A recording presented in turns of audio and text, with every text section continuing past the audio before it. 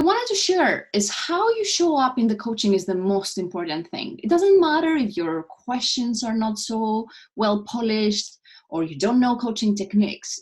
You coach how you are. So this is my coaching principles, if you wish, my coaching model, how I try to show up as a coach. And I wanted to share this with you. First of all, authenticity. You want to be your true self. That's how you will develop a relationship with your employee. You want to be honest. You may want to tell them things that nobody else tells them. It requires courage, but that's the way you will help them grow, by being the authentic you. Second, empathy.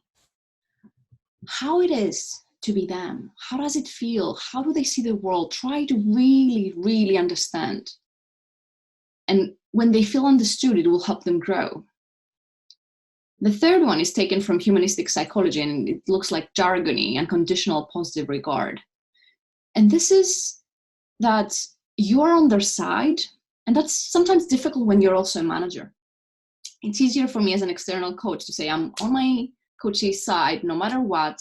I may not agree with what they're doing, but I like them and respect them as a person. Because if your employee perceives that you don't like them, you're not going to coach them. They're not going to open up. They're not going to feel safe enough to tell you what the real challenge is. As a manager, because you have different agendas, your agenda, you have the business's agenda, you have the employee's agenda, it's really hard. So what I do recommend is to separate the conversations. It is a different conversation, the performance review. It is a different conversation when you really want them to do what the business wants to do, and have separate coaching conversations that you're working for their agenda, what they want to do to develop as a professional. The fourth one is presence. This is really listening, really being present to what's happening in the conversation, even if it's remotely. Sometimes it's better actually to have less distractions when it's remotely. And not thinking your to-do list, not thinking what you're going to ask next, just listen.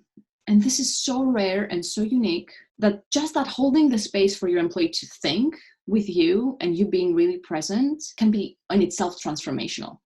And that becomes easier with practice. When I started coaching, being present, and I have now 90 minutes, 2-hour sessions, was really hard. It's a muscle you develop, like mindfulness. And finally, the fifth is relationship. All the recent research in coaching says that the number one factor of success is the relationship you have with your employees, with your coachees. So how do you nurture this relationship even remotely? And how do you pay attention to it? Because they will be ruptures.